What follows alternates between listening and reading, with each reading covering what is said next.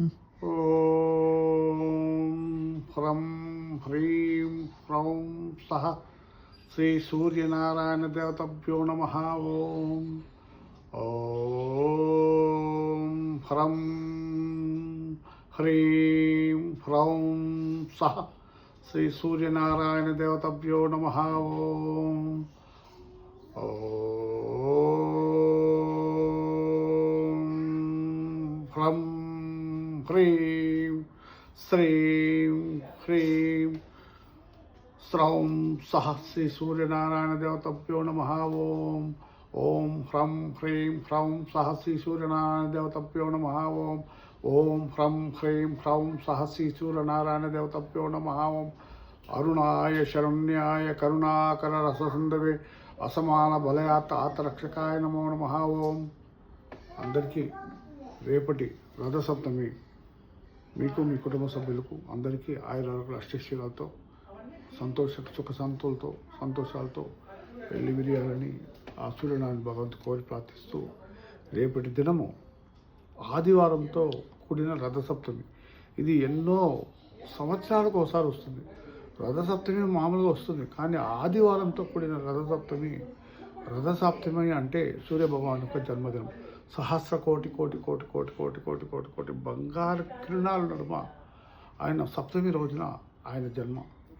ఆయన అంకె 7. సప్త గుర్రాల మీద ఈ విశ్వమంతా కూడా కామ క్రోధ మద మాత్సర్య వాటిపైన ఆయన స్వైర విహారం చేస్తుంటారు.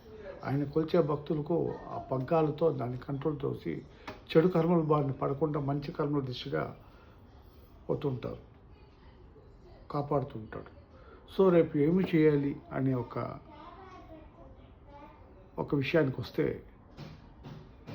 రేపటి రోజు మనం నిద్ర లేచించే సాధన స్టార్ట్ అవుతుంది. నిద్ర లేచిన వెంటనే సూర్యోదయం ముందు రేపు ఒక్కరోజు నిద్ర లేచి ఆ సూర్యభగవానికి కూర్చున్న చోటు నుంచి మీరు త్రికరణ స్థితిగా ఆత్మ శరీరం అంతఃకరణ త్రికరణ స్థితిగా ఒక్క నమస్కారం చేసి తదుపరి స్నానాది కార్యక్రమాలు చేసి, సూర్య నమస్కారం మామూలుగా చేయాల్సిందే, అది నేను ప్రత్యేకించి చెప్పే పని లేదు. సో ఇంట్లో వంట చేసేదాని నుంచి ఆయన సాధన కావాలి. రేపు ఏమి వంట చేయాలి అంటే పొంగలి చేయాలి. పరమాన్నము ఆయనకి తీపు అంటే తలిగన్నము అంటారు. నెయ్యితో పూసిన గూడ అన్నము అంటే నెయ్యితో తలిగన్నము, నెయ్యి బెల్లం రంగరించి జీడిపప్పు వేసేది ఆడవారు చేస్తారు. మరియు కార పొంగలు, తీపి పొంగలి, కార పొంగలి చేస్తూ దాన్ని ప్రథమంగా సూర్యనారాయణకి నివేదించి దాన్ని గోమాతకు కానీ వీధి కుక్కలు కానీ పశుపక్షాదులకు కానీ సూర్యభగవానికి నివేదిస్తున్నానన్న భావనలో నివేదించాను. మరియు నేను ప్రతి ఆదివారం చెప్తూ ఉంటాను, గోధుమలు పిండి రొట్టె, నూనె లేకుండా రొట్టె చేసి, నూనె ఒక చుక్క కూడా ఉండకూడదు. నూనె ఉండిందంటే అది పనికిరాదు, అది నైవేద్యానికి పనికిరాదు, సూర్యభగవాన్ ఆరాధనకు పనికిరాదు. ఉప్పు లేకుండా, నూనె లేకుండా, ముఖ్యంగా ఈ 2 జాగ్రత్తలు తీసుకోవాలి. వీలైతే మీరు తినే ఆహారంలో కూడా రేపు ఒక్కరోజు ఉప్పు లేకుండా ఉంటే చాలా మంచిది. లేదు గురుగారు ఉప్పు లేకుండా మేము ఏం చేస్తామంటే కొద్దిగా వేసుకోండి, ఇక తప్పదు కదా. మనము జిఫై చేపలడానికి అలవాటు పడిపోయినాం, రుచి లేకుండా మనకి ముద్ద దిగదన్నమాట. సో రేపు ఉప్పు తగ్గించి, ఉప్పు లేకుండా నూనె లేకుండా గోధుమల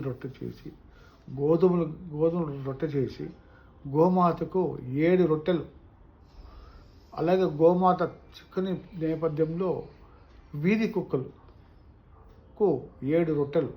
ఆ వీధి కుక్కలు కూడా లేని ఎడల పశుపక్షాదులకు దాన్ని తుంచి, అది లేకుండా మీరు అది తిరిగి ఎక్కడ సందాసం వేస్తే అది ఎప్పుడో ఒకసారి వచ్చి తీసుకుంటుంది. సో 7 మందికి కంటే 7 మందికి గీత గీసుకోవద్దు. దాన్ని ఉన్నవాళ్ళు దాని పరిధి మించి కూడా అన్నదానం చేయండి. తక్కువ అంటే 7 మందికి తక్కువకుండా రేపు అన్నదానం చేసిన ఎడల మీరు మీ కుటుంబ సభ్యులు, ముఖ్యంగా మనకి ఆరోగ్యం ఉంటే అన్నీ ఉన్నట్టే, అన్నీ ఆరోగ్యంలో ఉంటే ఏమీ లేనట్టే. కాబట్టి ఈ సాధన చేయండి. సూర్యమంత్రం చెప్పండి. ఇప్పుడు నేను చెప్పాను కదా, ఆ మంత్రం చెప్పండి. అన్నిటికన్నా ముఖ్యము ఆదిత్య హృదయం. రావణాసురుడు శ్రీరామచంద్ర ప్రభు 2 సార్లు ఆదిత్య హృదయం చదివి రావణాసురుడిని ఛేదించినాడు. అంతటి గొప్ప శక్తి. హనుమత్ వారికి గురుదేవుడు. నాకు గురుదేవుడు. సో మీరు ఆదిత్య హృదయము 2 సార్లు చదవండి, వినండి. రేపు చేసే ప్రతి ఒక్క సేవ చీమలకు చక్కెర రవ్వ కలిపి వేయండి. తద్వారా షుగర్ పేషెంట్లు, మధుమేహ వ్యాధిగ్రస్తులు మీ శరీరంలో షుగర్ లెవెల్స్ తగ్గుముఖం పెడుతుంది. ఈ సాధనని చేయండి.